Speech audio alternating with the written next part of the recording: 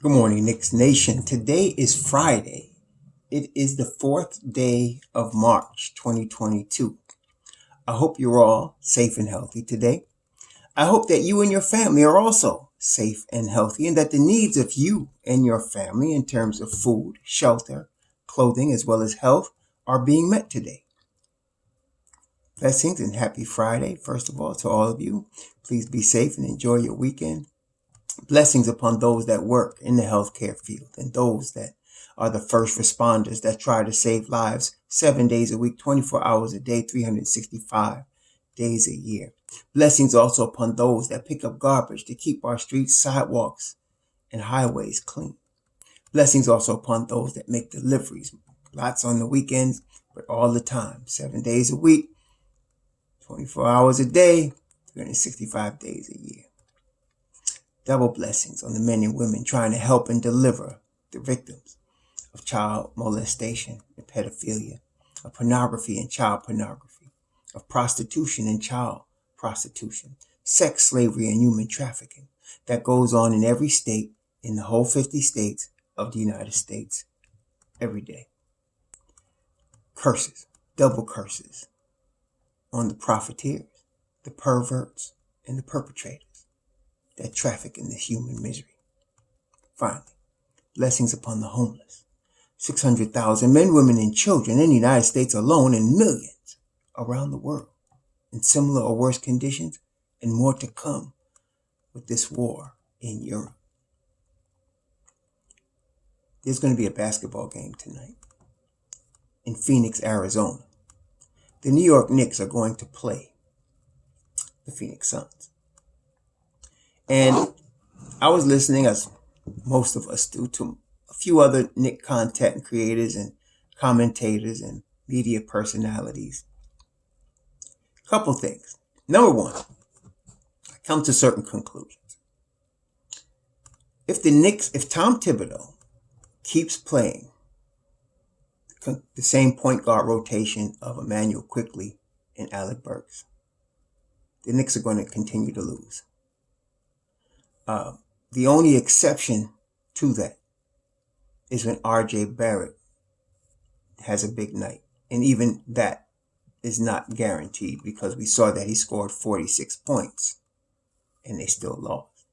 So the problem, in my view, and I could be wrong, but the problem is with the point guard rotation. Okay, Tom gives you the same spiel after every loss. It's like old and monotonous, really is. And so he will not, it's almost as if he doesn't see it. And again, because of his stature as an NBA coach, people are not going to question him. But I have to, because I see differently right now. With all due respect.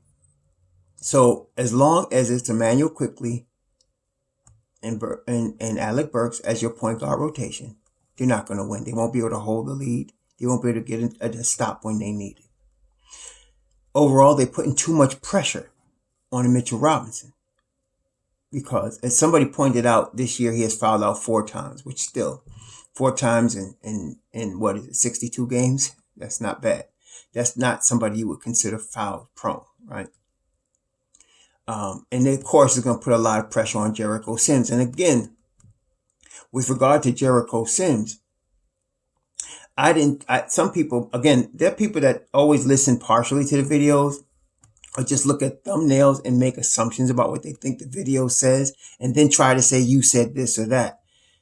I guess I'm getting used to it now because I don't care, but I just want to be clear that Jericho Sims, I did not expect him to be able to play this year at all, and maybe even into next year, because if you recall last year, Nerlens Noel was playing at really an all NBA defensive level for the last part of the season.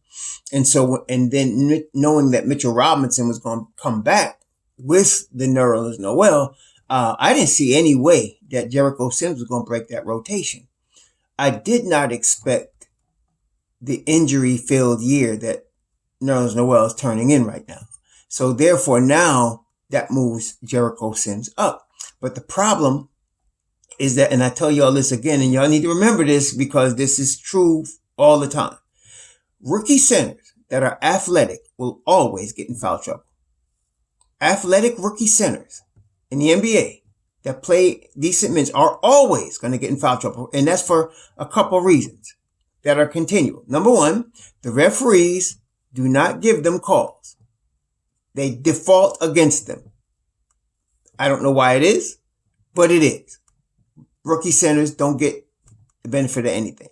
Number two, a rookie center that's athletic is going to be excited. He's going to want to block everything. He's going to want to show his athleticism and use it. And that's going to make him overzealous and he'll get in foul trouble. Okay? That's always for rookie centers.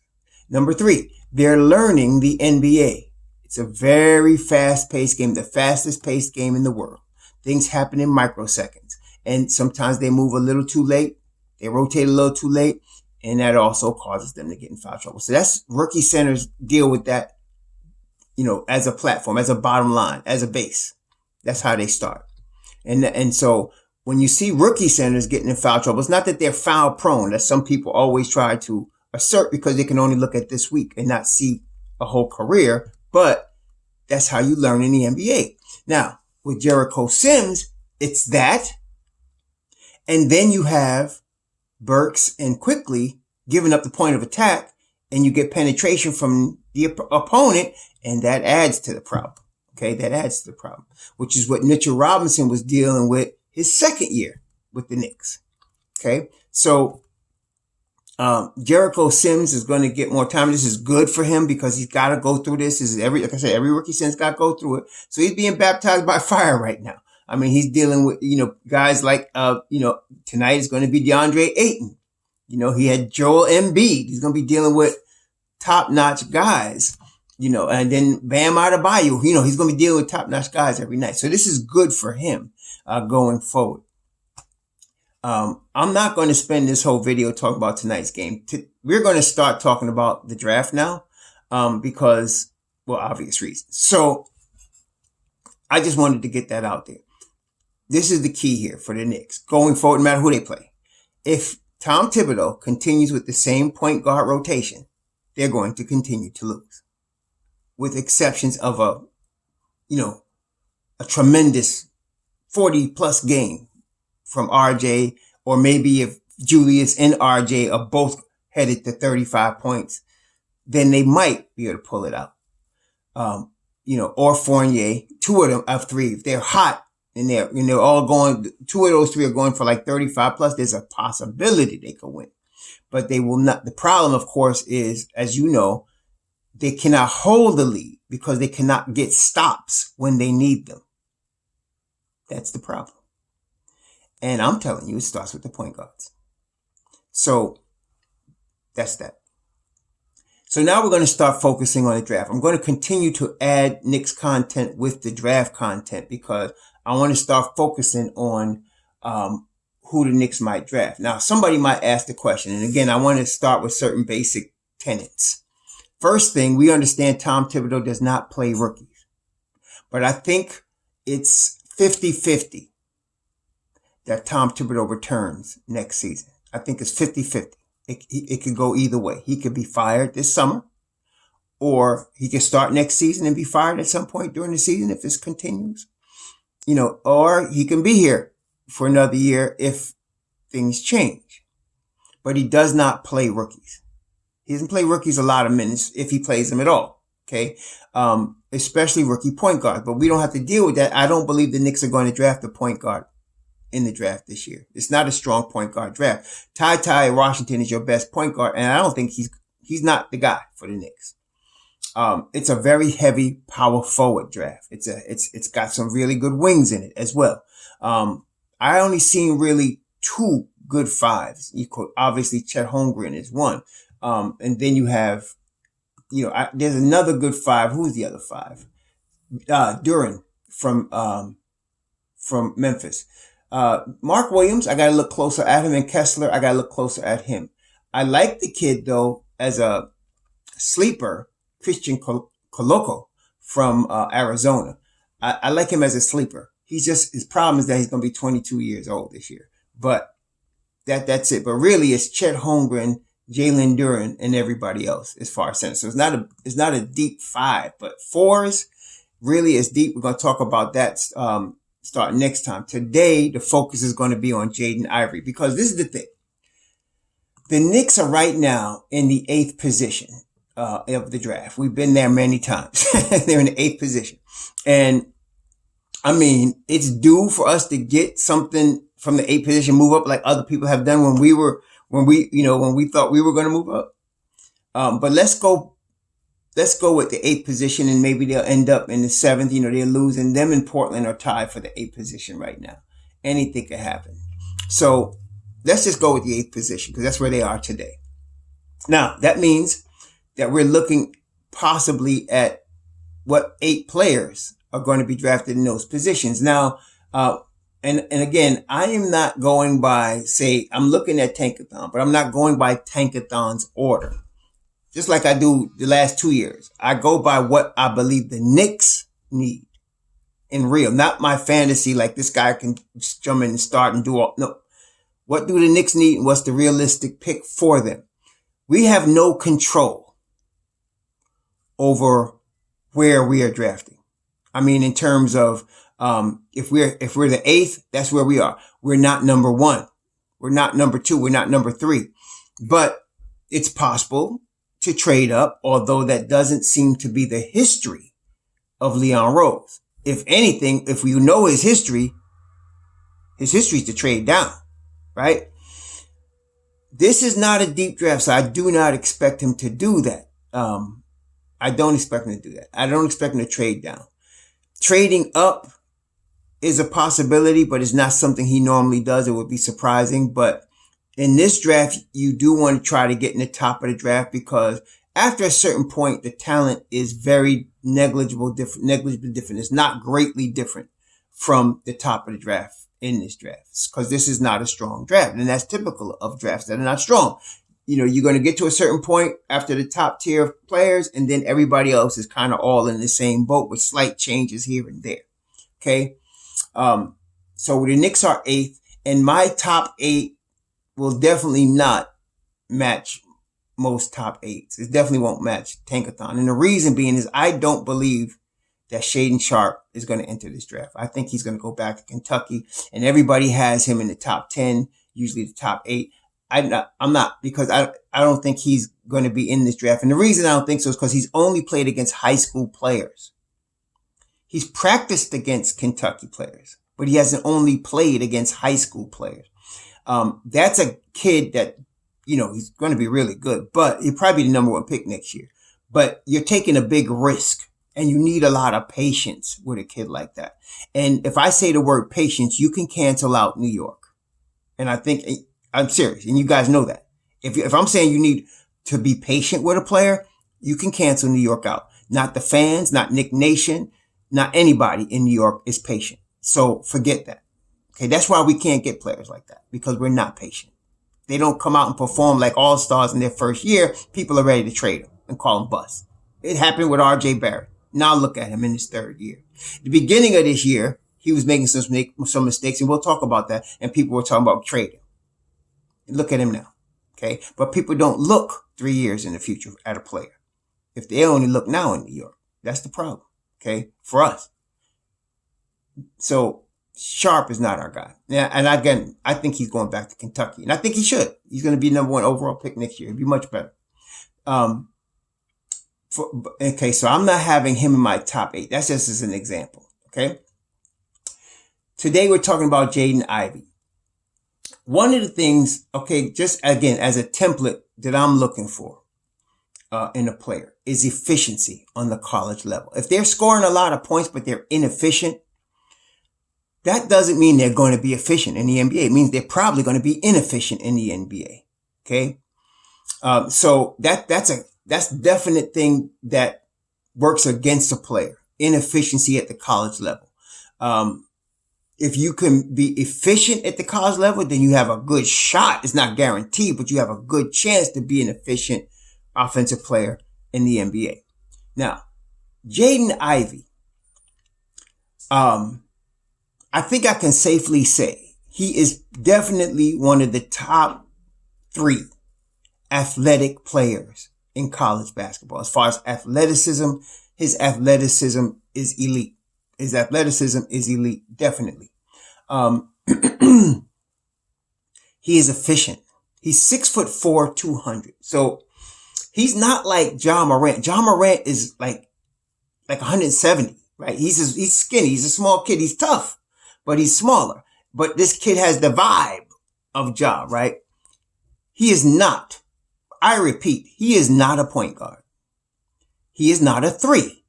He is a 2. Just like Edwards, Anthony Edwards over there now in Minnesota. He's a 2. He's not a point guard. He's not 3. He's a 2, but a dynamic 2. Okay. He has Anthony Edwards-esque, game, his speed at 6'4" and 200 pounds. He is a deer. He is a sprinter on the floor of the ball. He is extremely fast. To me, there are 2 things that's going to differentiate him in his rookie year. One of them is his speed. His speed is tremendous. The second thing I love about this kid is his motor. He gives it all 100%, both ends of the floor. Okay. Tremendous motor. Okay. Technique wise, I'm not an expert, but then again, maybe I am because y'all know I focus on defense. I mean, to me, if you could play D, you're going to have my attention.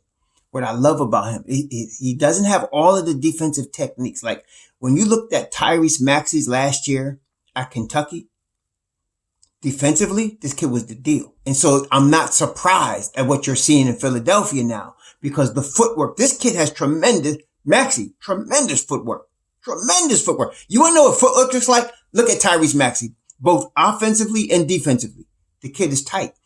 And so you saw all that at Kentucky. And then the ability to move his hips, to switch, his hips as the player he's guarding is going different directions to cause your hips to quickly switch. Frank Ntilikina had that as well. But, again, some of y'all get trippy when I mention Frank. But I will admit Frank is injury prone and that has derailed his career. But hopefully Ivey is not. Ivey doesn't have all of those techniques yet. The footwork, the hip switching. He's got the ability and most importantly, he's willing. So he can be taught all of those things. He's got the energy. Sometimes, as I saw in a couple of draft videos, he's overzealous, so he'll commit some stupid fouls. And being a rookie in the NBA, that doesn't, he can be in foul trouble a lot because that's going to happen, right? But within 2-3 seasons, I like this kid, man. Now, the thing is, he's going to be 20 this year, which is a good age for him coming out, right? The average age of a rookie in the NBA is 20, right? 21. So he's going to be, he's good. 3 years from now, he's 23. If you look at Anthony Edwards, that's why I like to compare him more to Edwards than Ja Morant. He has like a vibe of Ja Morant, but he's not Ja Morant. He really has a lot of Anthony Edwards-esque, vibe about him too. But, in Anthony Edwards' rookie year, you saw the promise, but it was his rookie year. When you look at him this year, you can see he's better. He's learning the game of the NBA and you can see he's better and you can see that there's more coming. I think Jaden Ivey is similar. He's a 2 guard. He can bring the ball up, obviously. Like a Quentin Grimes. He can bring the ball up. But don't ask him to run your offense. Don't ask him to initiate things and to call out plays. That's not him. But as far as handle the ball for a guy that's going to be a 2 guard, he could do that. Okay. And of course, like I said, so his motor and his speed are going to get him on the floor in the NBA. And when he learns NBA level defense, he's going to be there. Offensively, I'm not sure. In fact, put it this way. He's going to have a hard time hitting shots his first year in the NBA. Just like Anthony Edwards did. He's going to have a hard time hitting shots his first year because as athletic as he is, as fast as he is, as talented as he is, it's the NBA, y'all. Okay. And so, the speed of the game alone is going to show, he's going to have an adjustment to make. And I'm not saying he'll never be a great shooter. He'll get better. He's going to get better. But his first year, he's going to do a lot of bricking. He's going to do a lot of, again, look at RJ Barrett. He was a bricklayer. And then all of a sudden, you started seeing, last year, the second half of the season, the 3-point shots started getting good, so that he ended the year 40%. Same started slow this year, and all of a sudden now, he started 3-point shot starts getting better, and he's hitting shots mid-range as well as 3-pointer, and it was always there. The talent was always there, okay? A lot of y'all didn't want to see it, but it was always there. It's just that he needed time to develop. Well, that's Jaden Ivey, okay? He's going to come out his first year, and he's going to do a lot of bricking. They're gonna, play him. They're gonna play him to make him try to shoot the ball. They're gonna play off of him, and he's gonna miss a lot. But that's not gonna be forever. I believe in this kid's talent. To me, talent is talent, right? When you got talent to play ball, you could play ball, right? It's just a matter of putting in the work. I hate to sound like Tibbs, but that's true. It's just a matter of putting in the work. I think this kid has it. He has the talent. And he's got the desire to put in the work. So if the Knicks were to be able to get him, now he's in my top 3 with Chet and Jabari. He's in my top 3. The Knicks would have to trade up to get him. And if the Knicks were to get him, okay, you would definitely have to trade Fournier. You have to trade Fournier. Because now you're going to have RJ and Cam and Grimes and Ivey. A tremendous rotation. Oh my God. That's a tremendous rotation right there. Okay. But you may even have to let, Cam go because there's other complications. Like, let's say the Knicks do get Donovan Mitchell. He's a 2 guard, really. He's not really a point. He's a 2 guard. So he's going to impact some things. You could play him with a 2 guard, obviously. You could play him with a Grimes. But he would impact the time that an Ivey gets. Ivey is not going to come, if he came to the Knicks, and play over Quentin Grimes. He's not going to. Even if Tibbs is not the coach. Quentin Grimes is the better 2-way basketball player right now. Not that this kid won't become, greater overall, because he's got more talent. He's talented, Ivey, okay? But his first year, maybe even his first 2 years, it's going to be a bit of a logjam. So if they were to get this kid, you got to take him. But then you got to trade Fournier. And then what you'll end up doing is you'll end up rotating RJ and Cam at the 3 and then letting Cam play some 4 on occasion during the course of a game to get him minutes. And then you'll end up rotating Ivey and Grimes at the 2, right? And so that's what you'll end up doing. And then there's IQ. If they keep Emmanuel Quickly, he's a 2 guard. He's not a point guard. As we know, this is part of the problem. But I don't know what they do, but that's how it would be. He's going to be a 2 guard. His defense right now needs work, but he's willing. He's got the energy. That's to me the key. You got a willingness and you got the energy. You play hard, on both sides of the ball. He's very efficient. Now, this is interesting. His first year, this is his second year. He's sophomore. His first year at Purdue, he shot 20-something% from 3. Like you would think, 20-something%. And that would be a red flag. This year he's shooting 37% from 3 on 5 attempts a game. That's really good. That's like 2 out of 5 every night. That's pretty good, right? That's very good. He's shooting 47% from the field on 12 shots a game. I like that. That 48, 47 above is to me, I put that in my efficient category. And so I like what he's doing here. 5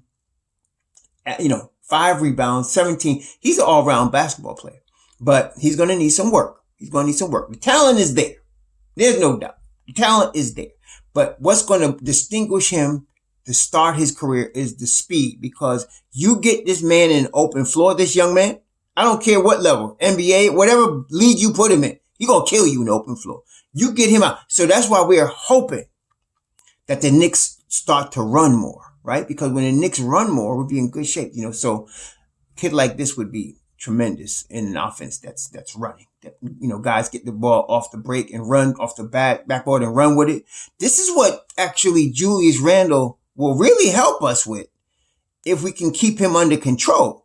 He gets the defensive rebound and he's like a locomotive. The problem is, recently, let me be fair, he's been handing the ball off, and not trying to go on his own. As long as he's doing that, that puts tremendous pressure on the defense. If you can get him doing that. Now, the problem, of course, aside from the obvious with the turnovers with him, is he doesn't keep his head up. Because if you get a guy like right now, you'll see Obi Toppin or Mitchell Robinson ahead of the field, and they'll never get the ball. Not from Julius Randle, and not from any guys playing the point guard right now. See? So that's the problem. This kid will be a guy ahead of the field. But if Ivey, got the rebound, and then don't let it be a miss, even on make baskets, you could do that. On made baskets, you can push it like that. He'll put a lot of pressure on the defense. And then his energy, he's going to play hard every play. Okay. Now he's going to be lost his first year. Think Obi Toppin. When Obi Toppin, first year in the NBA, and even this year sometime, think even the earlier this year with RJ Barrett.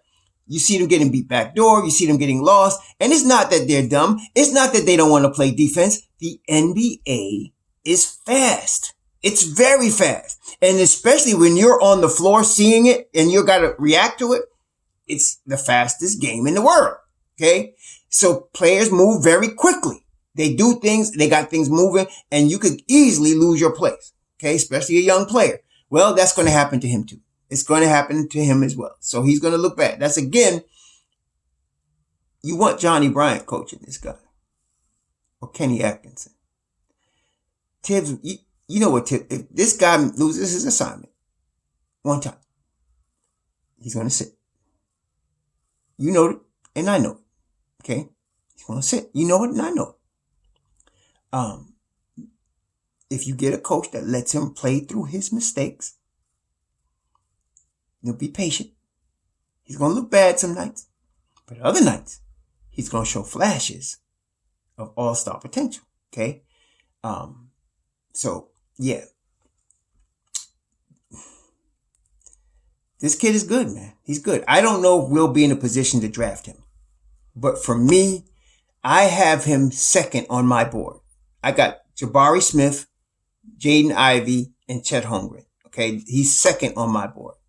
Behind Jabari Smith. But if we could be in a position to get this kid, you got to pull the trigger. You got to pull the trigger. And so we'll see what happens. But, and again, if they did draft him, Fournier would have to be gone. And if you drafted him, if you weren't in the position, like the Knicks weren't in the top 3 draft picks, by the lottery, and they had 8th and they were trying to move up, you'll probably be giving up some young talent, to be able to draft this kid. So that may ease the log jam as well. So we'll see. But, as far as Jaden Ivey, yeah, he's second on my overall board behind Jabari Smith. I like him. I like him a lot. He's going to be a good player, man. And I like that he went and improved his game from freshman to sophomore year, because I see a lot more upside, and I see he's going to come into the NBA, and it's going to almost appear that he takes a step back because, like I said, he's got to learn the NBA level defense. His jump shot, you don't have a jump shot. It's almost like a set shot, and I'm not saying he won't be able to get it off. It's just the speed of the game. He's got to get used to that. The talent is there. He's going to end up becoming tremendous, but the first year, you got to be patient with him. He's not going to look as good as you think he is his first year. Okay. He's just not, but he's going to be good. Okay. This is a kid. You got to just give him that rookie year to play through some things, to work with some things. This is where a Kenny Payne comes in. Okay. This is where a good assistant and development program comes in. You get a Kenny Payne, you get a Johnny Bryant with this kid, or a Kenny Atkinson, and you work with him, and you'll be very happy in 2 seasons when he's dominating, because that's what he will do. Okay. Rookie year. No, he's not that type of guy. But he's the talent. It's just, you can't teach. You can't, wish talent. I mean, either you're born with it or you're not. This kid has it. It's as simple as that. Okay. He just got to work on his talent and build on what he already has, what the Most High has given him. So I am very high, obviously, on Jaden Ivey. I like him a lot. And like I said, I got Jabari Smith ahead of him. We'll talk about Jabari some more, because I like him. I'm going to save him for later though. But yeah, I like Jaden Ivey a lot. I like him a lot. And if the Knicks could get him, please, by all means, literally get him. Okay. Cause he's that good. So that's, Jaden Ivey. We'll, continue. I'm going to continue to bring up, there's really, for the Knicks, I'm only really looking at 8 players. For the Knicks. That was one we just said. Jabari Smith is another. I'm only really looking at 8 players. I know a lot of guys, this guy from unknown state or this guy from little school state somewhere is also really good. You're probably going to enter. Every draft has that. But right now the Knicks are in the lottery. Okay, so we're not looking like last year. It was the deepest draft in probably 10 years. Okay, last year. So like I said, it was like a gold rush. Just put your pot in the river and you're going to get some nuggets. And that's what happened with the Knicks. That was the draft you could get real quality in the second round, into the first round. You didn't need to be in the top 5, to get a quality rotational player. This is different. This is a different draft. And it's good that if we're going to be in the lottery, this is a good draft to be in the lottery because the top of the draft is the strongest part. Okay.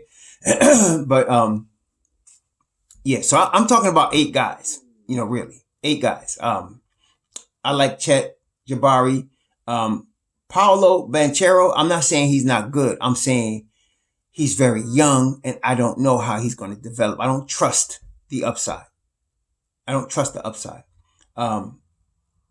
Jaden, I like Griffin, Keegan Murray. I'm not counting Sharp because to me, that's fool's gold. I don't even think he's going to be in the draft. I like this kid, Benedict Mathurin from Arizona. And of course, I told y'all I like Tari Eason. Some of y'all going to trip about Duran and Kendall Brown. I'm not saying Kendall Brown can't play. He's very young and very raw. He is a guy to me that his ceiling is Matisse Thybulle. That's his ceiling. And Matisse Thybulle is good. He's all NBA defender, but you're going to have to wait a couple years to get that from Kendall Brown. He's only 18 going on 19. That's why I don't want a guy that, if you're going to wait on a kid, I want somebody that's going to be all-star in 2 or 3 years. That's Jaden Ivey. Okay. But yeah, Holmgren, Smith, Ivey, Griffin. I like Murray. I love Tari Eason. I like Benedict Mathurin. I like those guys. So we'll be talking about them. Johnny Davis is another guy. I like Johnny Davis. I'm not saying Johnny Davis is a terrible player. He's just very, very inefficient. That's my problem with him. Very inefficient, man. Inefficient. And, he reminds me a lot of, what's the kid that was drafted by Charlotte out of UConn? You remind me of that kid. What's that kid's name, man? What is his name? Y'all know who I'm talking about. Wait a minute, I'm going to tell you in a second. Before you start typing, I'll get it. Don't worry. Bouknight. He's a lot like James Bouknight. And Bouknight was good. Now, I'm not saying Bouknight wasn't good, but you see where he's playing right now. Is he getting a lot of PT? No, he's not getting a lot of PT. And Bouknight was inefficient. Same style player. Same size, same style. And so, that's where I put, the kid from Wisconsin. Now, the thing about Johnny Davis is we're going to see, I'm not going to talk too much about him, but you'll probably see him show out in NC2A. He's a big game player, I think, but too inefficient for me. But like I said, Holmgren, Smith, Ivey, Griffin, Murray, Eason, Mathurin, those are the guys I'm going to be spending my time looking at. As from what I've seen. Now, the NCAA tournament is coming up right now. So we get to see these guys on a big stage in big games. That's another thing I look at. When I look at, like today, Jaden Ivey, I look at the games that he's had against the top competition. Like he played good against Wisconsin. He played good against Illinois. This is the top competition in the Big Ten. Ohio State, Iowa, limited him a little bit, but he generally shows up for the big games for his team. And that's what I'm looking at. A guy that's a gamer, in big games for his team. And so, Ivey fits that bill. And in fact, I think all of these guys we're going to talk about fit that bill. And some fit that bill. Like I said, I believe, the kid from Wisconsin, Davis also, but he's very inefficient, man. And when you're inefficient on college ball, look at Bouknight. Like I said, Bouknight is so good. He's going to be all right. And that's just like, he's going to be all right. But we already got all right. We in the top of the draft. We looking for something impact. Okay. So anyway, please enjoy your weekend. Don't let the New York Knicks ruin your weekend. I'll watch a replay of the game tomorrow. This is one of the reasons I'm glad I'm a Shabbat keeper, because I don't want to see this tonight on Friday night. I'll look at it tomorrow night when I'm calm, and I'll see what's going on with the Knicks then. But y'all enjoy the weekend. Don't let the Knicks ruin your night. Don't let Tom Thibodeau frustrate you today. You know he's going to trot out the same rotation that he's been trotting out during this whole losing streak.